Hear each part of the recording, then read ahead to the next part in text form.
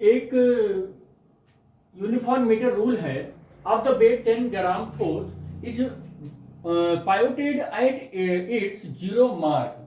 कह रहा एक मीटर रूल है और इस मीटर रूल का ये है मीटर रूल।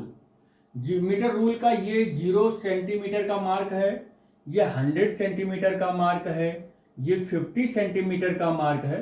कर मार्क ये 0 मार्क पर ये पायोटेड है, यहां कहीं पर पायोटेड है, मतलब ये घूमना अगर चाहेगा तो कुछ इस तरीके से घूम जाएगा। यहां पर पायोटेड है, ये मीटर रूल है, ऐसे गिर जाएगा ये। और यहां पर इसका वेट जो है ना, वो वेट कह रहा है कि W is equal to metre rule का जो वेट है वो कितना है जी, ये 10 ग्राम फोर्स है। तो कह रहा है what moment of force depress the rule, moment of force बताइए। और ये कैसे होगा, ये जिस तरीके से मैंने बनाया है उस तरीके से क्लॉकवाइज होगा। और यहां पर मैं अकॉर्डिंग टू फिगर बता दूं कि क्लॉकवाइज मोमेंट होगा, ये मोमेंट होगा।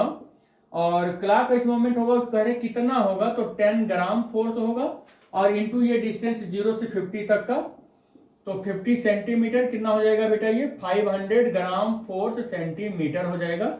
और डायरेक्शन अगर इसकी पूछ रहा है तो क्लॉकवाइज हो जाएगा। आप चाहे तो हम माइनस लगा लें, यहाँ माइनस लगा लें चाहे, और चाहे आप माइनस ना लगा के यहाँ पर क्लॉकवाइज लिख दें। अच्छा मैंने लिख भी दिया है यहाँ पर, कोई दिक्कत की बात नहीं है। पहले वाले का आंसर आ गया, what moment of force depress the rule. तो रूल किस मोमेंट ऑफ फोर्स से डिप्रेस होगी, इतने से होगी, 500 ग्राम फोर्स सेंटीमीटर से होगी। कह रहा how can it be made the horizontal by applying least force. सबसे कम फोर्स कब अप्लाई करना पड़ेगा इसको ऐसे बैलेंस करने के लिए।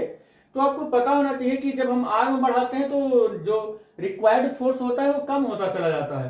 तो अगर मैं एकदम एंड पर लगाऊं फोर्स, एकदम एंड पर लगाऊं ये फोर्स एकदम 100 सेंटीमीटर पर, तो ये लीस्ट फोर्स होगा। क्या होगा, ये लीस्ट फोर्स होगा, ठीक है। और अगर इस एंड को की लेंथ को कम करते चला जाऊं, इस बार का लेंथ कम करते चला जाऊं, यहां लगा दूं, तो यहां डिस्टेंस लीस्ट होगा, क्या होगा, लेकिन फोर्स क्या हो जाएगा, मैक्स हो जाएगा।